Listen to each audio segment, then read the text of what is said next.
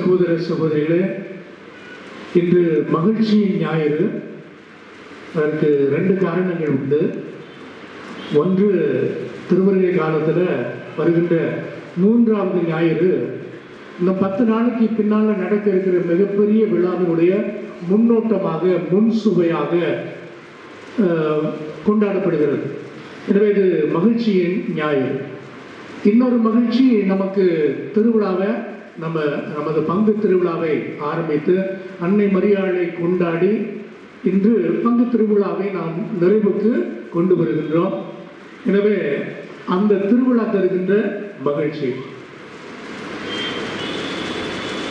எனவே இந்த நாளில் முதலில் பங்கு தந்தை அவர்களுக்கும், உதவி பங்கு தந்தை அவர்களுக்கும், பங்கு பேரவை மற்றும் பங்கு மக்கள் அனைவருக்குமே என்னுடைய இனிய திருவிழா வாழ்த்துக்களை அன்போடு தெரிவித்துக் கொள்கிறேன்.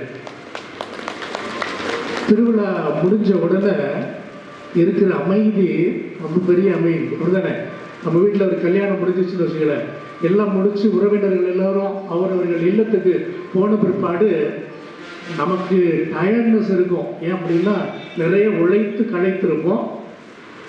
ஆனால் ஒரு விதமான அமைதி அங்கே இருக்கும். எல்லா விருந்தினர்களும் போயிருப்பாங்க, பிள்ளைங்களுடைய சத்தமெல்லாம் ஓய்ந்திருக்கும். எனவே அங்கு உண்மையிலேயே ஒரு விதமான அமைதி இருக்கும். அந்த அமைதி நமக்கு ஒரு சிலருக்கு சந்தோஷத்தை கொடுக்கும், ஒரு சிலருக்கு பயத்தை கொடுக்கும். பிள்ளைங்கள்லாம் நல்லா ஓடி ஆடி விளையாண்டுட்டு இருந்தாங்க, வீடை விரிச்சோடி போயிடுச்சு, அதனால கஷ்டமா இருக்கு அப்படின்னு பிள்ளைங்கள்லாம் நினச்சி பார்ப்பாங்க. பெரியவர்கள் எல்லோரும் அப்பாடா வேலையெல்லாம் முடிஞ்சிருச்சு, இனிமேல் கொஞ்சம் ரெஸ்ட் எடுப்போம் அப்படின்னு நினைப்பார். அன்பு சகோதர சகோதரிகளே, இன்று உண்மையிலே நமக்கு மிகுந்த மகிழ்ச்சியை இந்த விழா தருகிறது என்று சொன்னால் அது மிகையாகாது. ஏனென்றால் இன்று நாம் இந்த மகிழ்ச்சியின் நன்மையை கொண்டாடுகிறோம். இன்றைய 2வது வாசகத்தில் ஒரு அருமையான வாக்கியம் இருக்கிறது. அதை மட்டுமே மையக்கருத்தாக வைத்துக்கொண்டு இந்த மறைவுரையை நான் உங்களுக்கு வழங்குகிறேன். அமைதியை அருளும் கடவுள் தாமே உங்களை முற்றிலும் தூய்மையாக்குவாராக. அவரே நம் ஆண்டவர் இயேசு கிறிஸ்து வரும்போது உங்களுடைய உள்ளம், ஆன்மா, உடல் அனைத்தையும் குற்றமின்றி முழுமையாக காத்தருள்வாராக. அமைதியை அருளுகின்ற ஆண்டவர், பாருங்களேன், அமைதியை அருளுகின்ற ஆண்டவரை நமக்கு ஆண்டவராக கொடுத்த இறை அன்னையினுடைய விழாவை நாம் கொண்டாடுகிறோம். அப்ப ஆண்டவரையே கொடுக்கிறார் அப்படின்னா அந்த அம்மா நிச்சயமாக ஆண்டவரிடமிருந்து நாள்தோறும் நமக்கு தேவையான அமைதியை, ஆசீர்வாதத்தை, மன நிறைவை, மகிழ்ச்சியை என்றும் பெற்றுத் தருவார் என்பதில் எல்லளவும் சந்தேகம் கிடையாது. ஆனால் பொதுவாகவே நிறைய சொத்து சுகங்கள் இருக்கிறது, நல்ல உடைகள் இருக்கின்றது, நல்ல வசதியான வாழ்க்கை இருக்கிறது என்று சொல்லி ஒருவர் சொல்லுகிற போது அது அவர்களுக்கு மகிழ்ச்சியை உத்தரவாதமாக கொடுக்க இயலாது. என்ன பாரு நீங்க இப்படி சொல்றீங்க? 10-20 பவுன் நகை வச்சிருக்கிறவங்களுக்கு மகிழ்ச்சி இருக்காதா? இருக்காது. நல்ல விலை உயர்ந்த பட்டாடைகளை வைக்கிறவர்களுக்கு மகிழ்ச்சி இருக்குன்னு உத்தரவாதம் இருக்கா? இல்லை. ஃப்ளைட் ஓட்டுகின்ற பைலட்டுக்கு எல்லா நேரத்திலும் மகிழ்ச்சி, சந்தோஷம், மன நிறைவு, அமைதி இருக்கும்னு நீங்க நினைக்கிறீங்க? 5 ஸ்டார் ஹோட்டல்ல சாப்பிட்டு இருக்கிற ஒருத்தருக்கு அவருக்கு என்னங்க, அவர் பாட்டில் நல்ல கார்ல போறாரு, வகை வகையாய் 5 ஸ்டார் ஹோட்டல்ல சாப்பிட்டு வராரு, அவருக்கு என்ன கவலை? அவருடைய மனசுல அமைதி தானே இருக்கும் அப்படின்னு நீங்க கேட்டீங்க அப்படின்னா இல்லை. கோடி கோடியா சினிமா துறையில, விளம்பரத்துறையில, பிசினஸ்ல சம்பாதிச்சுக்கிட்டு இருக்காங்களே, அவங்களுக்கு முழுமையான மகிழ்ச்சி இருக்கும் அப்படின்னு நீங்க நினைக்கிறீங்க? உத்தரவாதம் இருக்குதா? நிச்சயமா கிடையாது. அவங்ககிட்ட போய் கேட்டா தான் சொல்லுவாங்க, உங்களுக்கு தெரியாது ஃபாதர் எவ்வளவு ஒர்க் ப்ரெஷர், உங்களுக்கு தெரியாது ஃபாதர் நாங்கள் எவ்வளவு கடன்ல இருக்கிறோம். வெளியில தான் அவங்க மகிழ்ச்சியை அல்லது மன நிறைவை, அமைதியை காட்டுவார்கள். ஆனால் உள்ளார்ந்த அமைதி அவர்களுக்கு இருப்பதற்கு சாத்தியம் இல்லை. எனவே வெள்ளி அடையாளமான வசதி வாய்ப்புகள், பொருள் நிச்சயமாக ஒரு மனிதனுடைய வாழ்க்கையில் மகிழ்ச்சி, சந்தோஷம், மன நிறைவு, அமைதி இருக்கிறது என்பதற்கு உத்தரவாதம் அல்ல. சரி, அப்போ எப்படி மகிழ்ச்சி வரும் அப்படின்னா, எப்போ இந்த ஆண்டவரை, எப்போ இந்த அமைதியின் இளவரசராம் நம் ஆண்டவர் இயேசு கிறிஸ்துவை அல்லது அவர் பெற்று தருகின்ற அந்த மிகப்பெரிய மாபெரும் அன்னை மரியாளை ஒருவர் வாழ்க்கையில் ஏற்றுக்கொண்டு வாழ்க்கையை செவ்வனே செயல்படுத்துகிறாரோ அவருக்கு நிச்சயமாக மகிழ்ச்சி, மனநிறைவு, சந்தோஷம் இருக்கத்தான் செய்யும். ஏனென்றால் இன்னைக்கு நீங்க கொடுத்திருக்கிற தலைப்பு அப்படி இருக்குது. அன்னை மரியாள் அமைதியை பெற்று தருகின்ற அன்னை. அன்னை மரியாள் அமைதியின் இளவரசரையே பெற்றுக் கொடுத்திருக்கிறார். நமக்கு அமைதியை கொடுக்க மாட்டாரா? தாராளமாக கொடுப்பார்.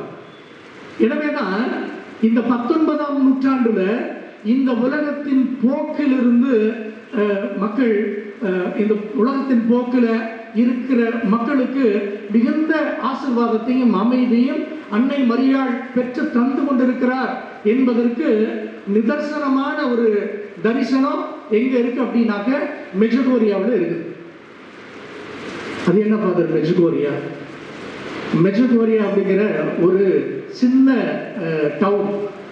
அது எங்க இருக்கு அப்படின்னா போஸ்னியா ஹெர்சகோவினா அப்படிங்கிற ஒரு சின்ன நாடு எங்க இருக்கு அப்படின்னா இத்தாலி நாட்டினுடைய கிழக்கு புறத்தில் இருக்கிறது. முந்தைய காலத்தில் 1912களில் அதிலிருந்து 1980கள் வரையிலுமே அந்த நாட்டுக்கு பேரு யூகோஸ்லோவாகியா. யூகோஸ்லோவாகியாவிலிருந்து ஏறக்குறைய 6-8 நாடுகள் புறப்பட்டு புதிய நாடுகளாக சுதந்திரம் பெற்று இன்று இருக்கிறார்கள். அப்படி புதிதாய் சுதந்திரம் பெற்றிருக்கிற ஒரு நாட்டிற்கு பேர் தான் போஸ்னியா ஹெர்சகோவினா. அந்த நாட்டில் தான் இன்றைக்கு நாம சிந்திக்க இருக்கின்ற காட்சி, அன்னை மரியாளுடைய காட்சி 1981 வந்துச்சு. ஒரு சிலருக்கு நிறைய தெரியும், என்னை காட்டிலும் நிறைய தெரியும் நினைக்கிறேன். ஆனால் பொதுவாக நிறைய பேருக்கு நிறைய விஷயங்கள் தெரியாது. அப்படிங்கிறதுக்காக நான் இந்த மறைமுறையை ஒரு 2-3 நிமிஷம் எக்ஸ்ட்ராவே சேர்த்து சொல்லலாம் என்று நினைக்கிறேன். 2ஆம் உலகப் போருக்கு பின்பு நடந்த அந்த சிவில் வார்ஸ், அதாவது உள்நாட்டு போர்கள், அந்த நாடுகளை எல்லாம் தனித்தனி நாடுகளாக சுதந்திரம் பெற போராட்டங்களை முன்வைத்தது. அப்படிப்பட்ட போராட்டங்களுக்கு மத்தியில பிறந்தது தான் இந்த ஹெர்சகோவினா அப்படிங்கிற ஒரு இந்த நாடு. இந்த நாட்டில் 1981 ஜூன் மாதம் 24ஆம் தேதி 2 சிறுமிகள், 14 வயசு 15 வயசு உள்ள 2 சிறுமிகள், அந்த சிறுமிகளுக்கு பெயர் என்ன அப்படிங்கிறத நான் சொல்றேன். ஒரு அம்மா, ஒரு பிள்ளையுடைய பேரு இவான்கா, இன்னொரு பிள்ளையுடைய பேரு மரியானா. இந்த 2 பேரும் ஒரு சிறிய மலைப்பகுதிகளிலே விளையாண்டுட்டு இருக்கிறாங்க. திடீர்னு மேகத்தில் அவர்களுக்கு ஏதோ உருவம் தெரிவதாக ஒரு காட்சி. பார்த்துட்டு பயந்துட்டு தங்களுடைய சொந்த வீட்டுக்கு ஓடி வருகிறார்கள். திரும்பி இது 4:30 மணிக்கு நடக்குது. அதன் பிறகு மாலை மீண்டும் 6:30 மணிக்கு தன்னுடைய சகோதரியான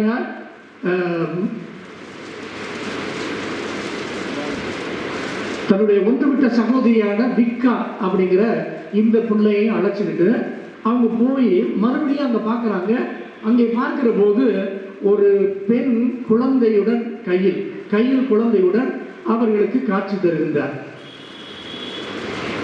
இந்த காட்சியை பார்த்து அவர்கள் வந்திருப்பது அன்னை மரியாள் அப்படின்னு கண்டுபிடிச்சுக்கிட்டு அங்கேயே ஒரு வணக்கம் போட்டுட்டு அவங்க வீட்டுக்கு வந்துடுறாங்க.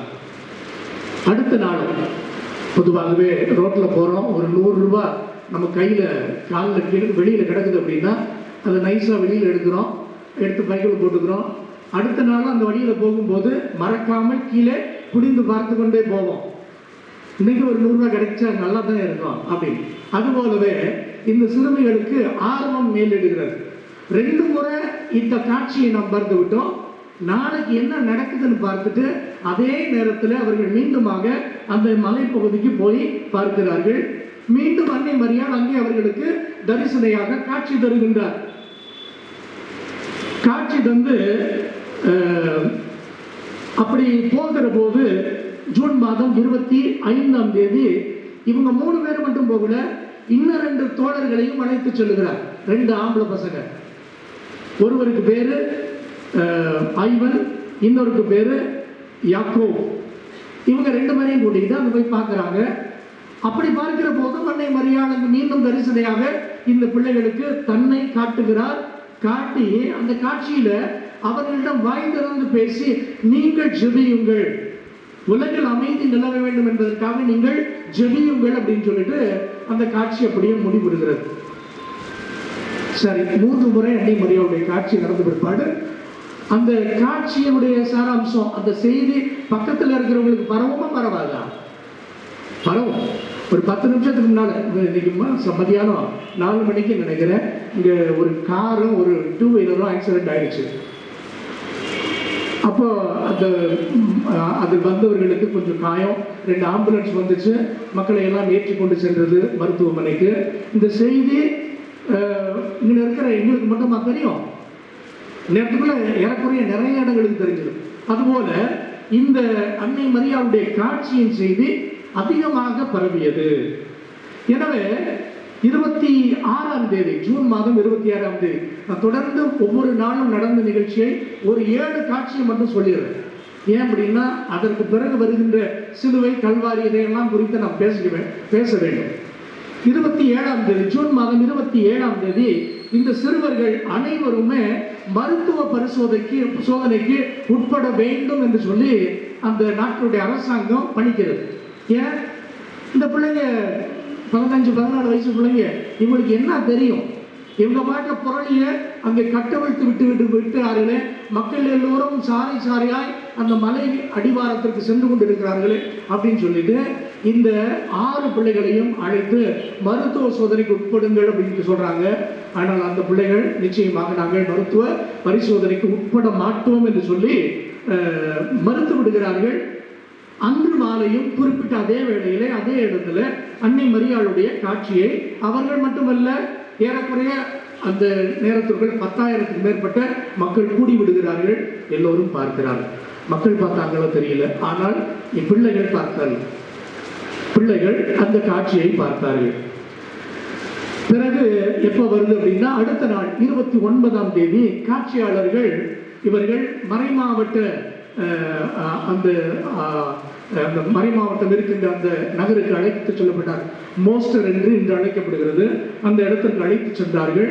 அவர்களை நிச்சயமாக மருத்துவ பரிசோதனைக்கு உட்படுத்த வேண்டும் என்று சொல்லி கோரிக்கை வலுப்பெற்றது. மருத்துவ பரிசோதனை செய்தார்கள்.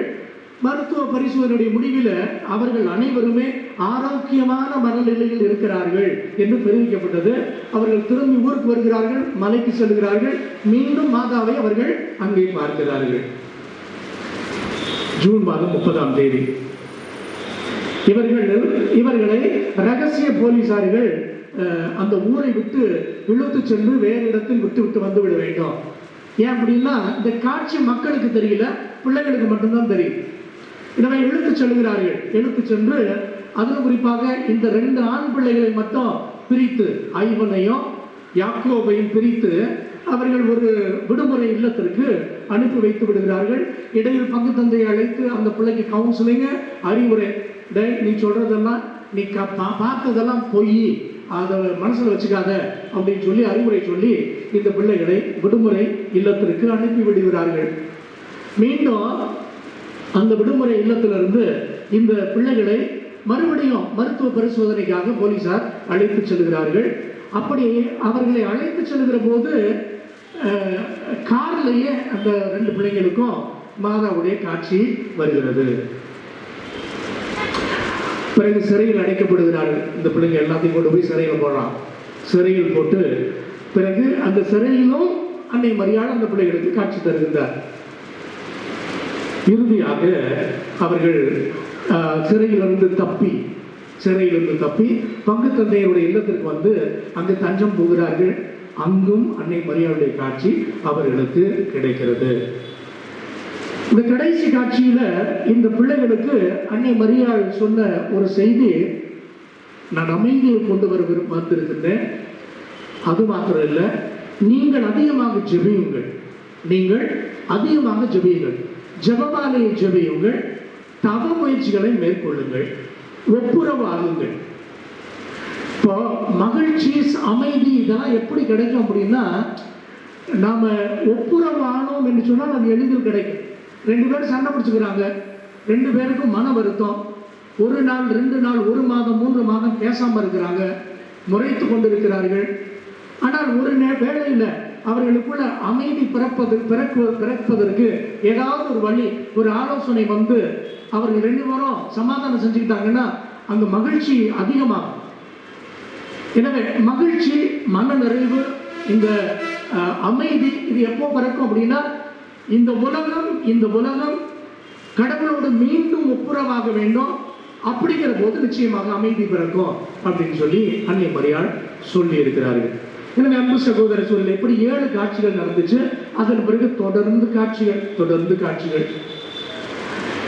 இந்த இடம் நான் படிக்கும்போது எனக்கு ஒரு ஆர்வம் இருந்துச்சு. அதன் பிறகு நான் 2000 ரோமைக்கு படிக்க செல்கிற போது முதல் முறையாக இந்த 2 பார்வையாளர், இந்த காட்சியாளர்களோடு இணைந்து ஜெபிப்பதற்கு எனக்கு ஒரு வாய்ப்பு கிடைச்சிச்சு. அப்போ நான் இந்த காட்சி கொடுக்கின்ற இந்த மலைக்கு செல்லவில்லை. இறுதியாக 2015 நான் மீண்டும் ரோமைக்கு சென்ற போது ஒரு வாய்ப்பு கிடைத்தது. ஒரு 100 இத்தாலி நகர மக்களை அழைத்து கொண்டு நானும் திருப்பயணமாக அந்த இடத்திற்கு சென்றேன். 8 நாட்கள் அங்கு தங்கியிருந்தேன். 8 நாளும் அந்த மலைக்கு சென்று நாங்கள் ஜெபித்தோம். ஒரு நாள் மரியானா அந்த அம்மாவோட நானும் சேர்ந்து இணைந்து இன்னொரு சில குருக்களோடும் ஒரு 10,000 15,000 மக்களோடு ஜூன் மாதம் 2ஆம் தேதி அந்த திருமலையிலே நாங்களும் சேர்ந்து ஜெபித்தோம். அன்றும் அன்னை மரியாள் அந்த சகோதரி வழியாக இந்த உலகிற்கு செய்தியை வழங்கினார். சரி ஃபாதர், அருமையா இருக்குது நீங்க சொல்றதெல்லாம். இதையெல்லாம் திருச்சபை ஏற்றுக்கொண்டதா? இந்த காட்சிகள் எல்லோருமே எல்லாமே பிரைவேட் ஆபரேஷன்ஸ். திருச்சபை இன்றும் இக்காட்சிகளை அங்கீகரிக்கவில்லை என்றுதான் நான் சொல்லுவேன். திருச்சபை இன்றும் அதிகாரப்பூர்வமாக இக்காட்சிகளை ஏற்றுக்கொள்ளவில்லை. இறுதியாக 2020 இந்த ஆண்டுதான் இந்த தொடக்கத்தில் நடந்த அந்த 7 காட்சிகள் ஒருவேளை உண்மையான காட்சிகளாக இருக்கலாம் என்று வத்திக்கான் அதை முடிவு செய்திருக்கிறது. சரி, வத்திக்கான் முடிவு செஞ்சாதான் நாங்கள்லாம் அங்கே போய் ஜெபிக்கிறோமா? இல்லை. 1981 இன்று வரையிலும் பல லட்சக்கணக்கான மக்கள் அந்த நாட்டிற்கு சென்று கொண்டுதான் இருக்கிறார்கள். அந்த மலையில் கூடி ஜெபித்துக் கொண்டுதான் இருக்கிறார்கள். அன்னை மரியாளுடைய கூக்குரலை கேட்டுக்கொண்டுதான் இருக்கிறார்கள். இந்த உலகிற்கு நான் அமைதியை, சமாதானத்தை கொண்டு வர விரும்பிய கிறிஸ்துவை நான் கொண்டு வந்திருக்கிறேன். அவர் ஏற்கனவே இந்த அமைதியை உங்களுக்கு கொண்டு வந்திருக்கிறார்.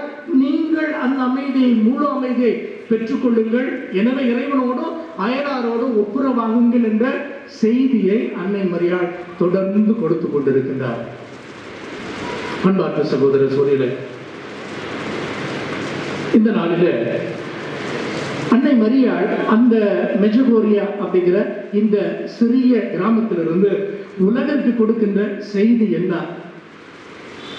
மார்ச் மாதம் 1ஆம் தேதி 1984 காட்சியாளர்கள் எல்லோருமே தொடக்கத்தில் 81 84 வரையிலும் இந்த 6 காட்சியாளர்களும் முதலில் எல்லா வியாழக்கிழமைகளிலும் அன்னை மரியாளை தரிசனையாக கண்டார்கள்.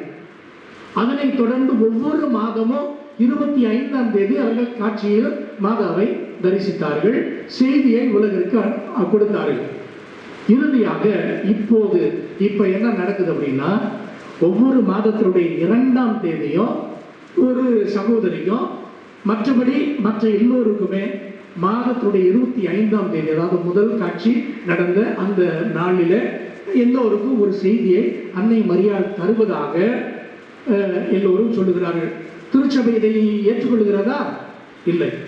நம்முடைய திருத்தந்தையர்கள், 3 திருத்தந்தையர்கள், திருத்தந்தை 2ஆம் அருள் சிறப்பர், திருத்தந்தை பெனடிக்ட், திருத்தந்தை பிரான்சிஸ், இந்த 3 பேரும் இக்காட்சிகளை குறித்து சொல்லுகிற போது எதை சொல்லுகிறார்கள்? என்ன, அன்னை மரியாள் ஒரு போஸ்ட் பாக்ஸ் கிடையாது.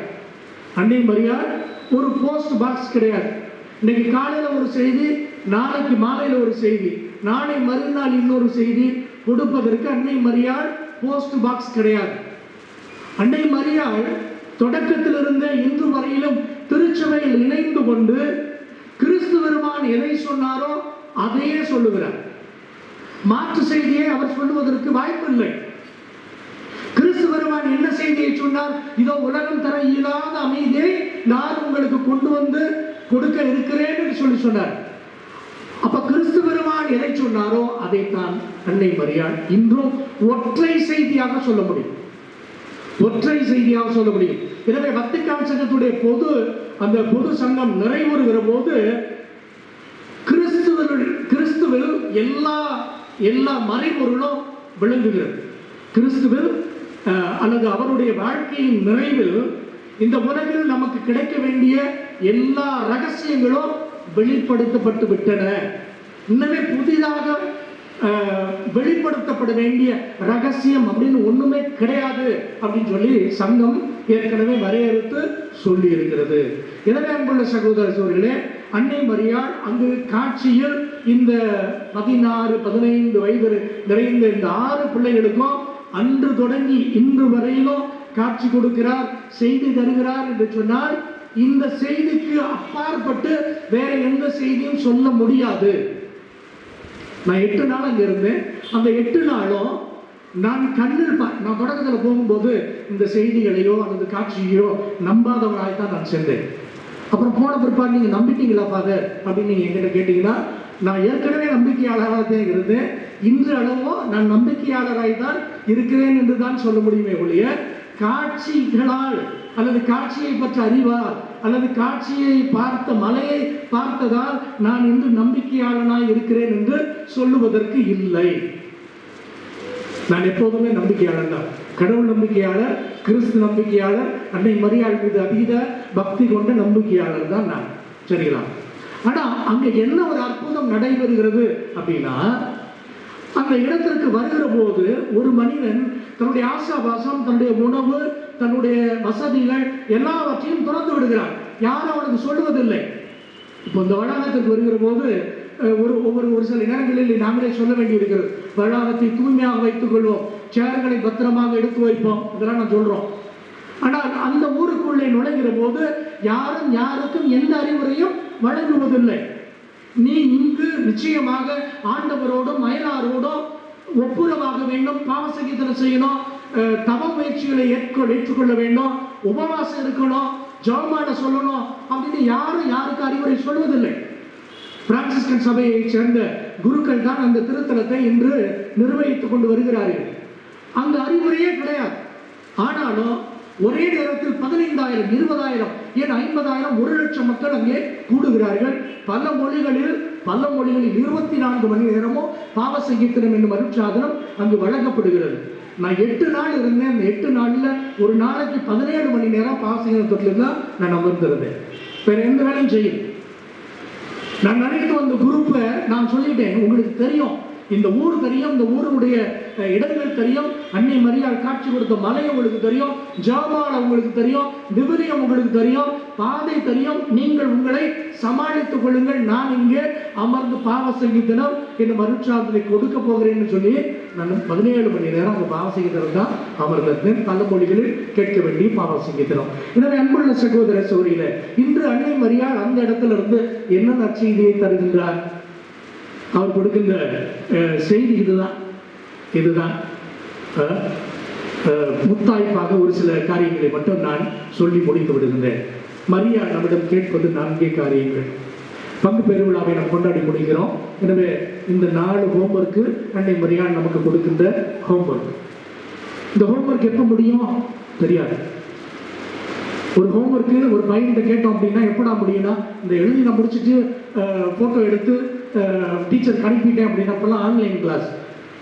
அந்த ஆன்லைனில் நம்ம பிள்ளைங்க எதை பார்க்குறாங்கன்னு கடவுளுக்கும் அந்த பிள்ளைங்களுக்கு தான் வெளிச்சம். உடனே அவங்களுக்கு ஹோம்ஒர்க் முடிஞ்சிடும். ஆனால் நமக்கு கிறிஸ்தவர்களாகி நமக்கு அன்னை மரியாள் தருகின்ற இந்த 4 ஹோம்ஒர்க்கு முடியாது. சாகர வரையும் முடியாதுங்க, முடியாது. அது அது குருக்களான எங்களுக்காக இருக்கட்டும், ஆயர்களுக்காக இருக்கட்டும், கர்தினாலுக்காக இருக்கட்டும், போப்பாண்டவருக்காக இருக்கட்டும், அல்லது ஒரு இறை மகனாக இருக்கட்டும், நம்முடைய சாதாரண சாமானிய கிறிஸ்தவனுக்காக இருக்கட்டும். மரியா கேட்பது பிரேயர், பீஸ், ஃபாஸ்டிங், பெனன்ஸ். ஜெபம், பரித்தியாகங்கள் செய்வது, உடலில் நோன்புகளை ஏற்றுக்கொள்வது இன்னும் அதிகமாக நம்முடைய பாவங்களுக்காக உத்தரிக்கிறது. இந்த நாம செஞ்சோம் அப்படின்னா நம்முடைய மனசுல பெரிய அமைதி வந்துருங்க. பாவசங்கத்திலும் செய்யாமலே இருந்துட்டு திடீர்னு ஏதாவது ஒரு ஃபாதரை, அது நம்பிக்கைக்குரிய ஃபாதரை, இன்னைக்கு அப்படிதான் தேடி தெரியணும்.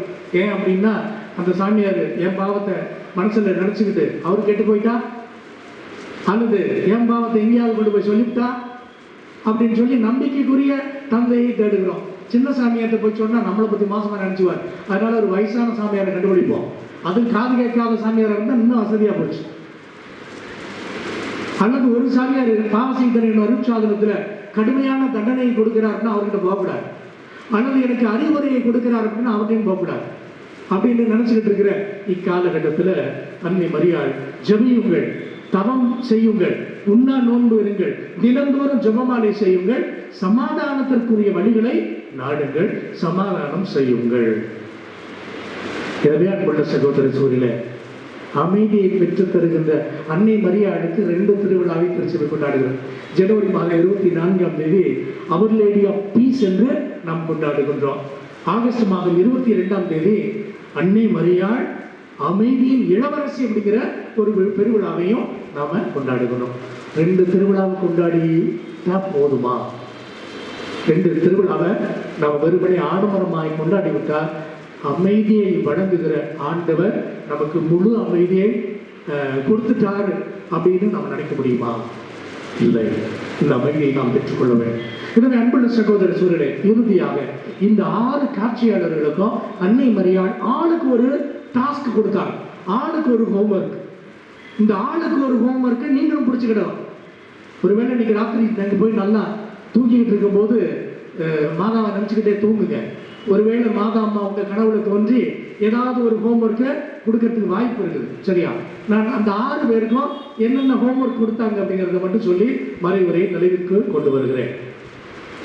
இந்த சாட்சியாளர்கள், இந்த காட்சியாளர்கள், அதுல மிரியா, மாரியா இந்த அம்மா தான் முதல் ஆளு.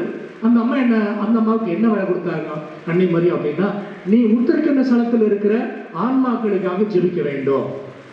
நீ உத்தரக்கின்ற சிலப்பு ஆன்மாக்களுக்காக நாள்தோறும் ஜெபிக்க வேண்டும். ஏனென்றால் அவர்கள் அந்த வேதனையில் இருந்து மீண்டு கிறிஸ்து பெருமானோடு அவருடைய மறையுடலில் அமைதியில் இணைக்கப்பட வேண்டும். எனவே ஜெபி அப்படின்னு சொல்லி அந்த அம்மாவுக்கு இந்த கடமையை கொடுத்திருக்கிறார்கள். அடுத்ததாக மிரியானா என்னும் இந்த சகோதரிக்கு ஒவ்வொரு மாதமும் 2ஆம் தேதி மாலையில் அவருக்கு காட்சி கிடைக்கும். எனவே அவருக்கு என்ன செய்தியை கொடுக்கிறார் அப்படின்னாக்க, நீ கடவுளின் அன்பை தெரிந்து கொள்ளாதவர்களுக்கும் அதை சுவைக்க மறுக்கிறவர்களுக்கும், குறிப்பாக கடவுள் மறுப்பு கொள்கையில் இருக்கிற அனைவருக்காகவும் நீ ஜெபி அப்படின்னு கேட்டிருக்கிறாங்க. அடுத்ததாக இவாங்கா அப்படிங்கிற இந்த அம்மாவுக்கு நீ குடும்பங்களுக்காக ஜெபிக்க வேண்டும். ஏனென்றால் குடும்பங்களில் தான் இன்று அமைதி குறைவு அதிகமாய் எளிதில் நடைபெறுகிறது. குடும்பங்களில் தான் சண்டை சச்சரவுகள் வந்து சேர்ந்து விடுகின்றன. குடும்பங்களில் தான் பிசாசுடைய தந்திரங்கள் அதிகமாக வந்து ஆண்டவருடைய வழிகளை கூட தோற்கடிக்கின்றன. எனவே நீ குடும்பங்களுக்காக வாழ்நாள் முழுவதும் ஜெபி என்று அவரிடம் கேட்டுக்கொண்டிருக்கிறார். அடுத்ததாக பீக்கா அப்படிங்கிற இந்த அம்மாவுக்கு நீ நோயாளிகளுக்காக ஜெபி அப்படின்னு சொல்லியிருக்கிறார். இறுதியாக அமெரிக்காவில் இருக்கின்ற இந்த 2 சகோதரர்கள் ஈவான் மற்றும் யாக்கோப். ஈவானுக்கு இளையோர்களுக்காகவும் குருக்களுக்காகவும் ஜீவி என்று சொல்லியிருக்கிறார்கள்.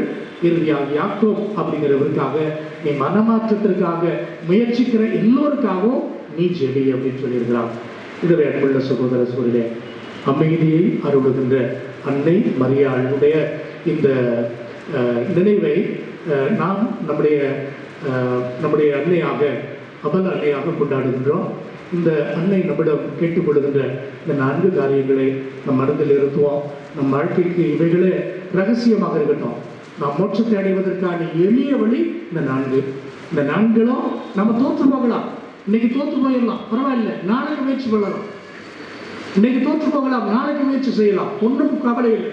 ஏனென்றால் இறுதியில் நல்ல கண்ணனுக்கு ஆண்டவர் ஒரு வாய்ப்பு கொடுத்தது போல நம்முடைய தொடர் முயற்சி, தொடர் தோல்வி, இதை மதிப்பீடு செய்து நிச்சயமாக நீ நிறைய முயற்சி செஞ்சிருக்கிற, ஒரு சில தோல்விகள், நன்று நம்பிக்கைக்குரிய நல்ல ஊழியனே, என்னுடைய தலைவனது மகிழ்ச்சியில் கலந்து கொள் என்று சொல்லி அந்த நிறைய அமைதியில நம்மை இந்த உலகிலும் சரி அந்த அமைதியை சுவைக்கவும், மறுபடியும் அந்த அமைதியிலே நாம் வாழவும் இறைவன் நமக்கு அருள் தருவார்.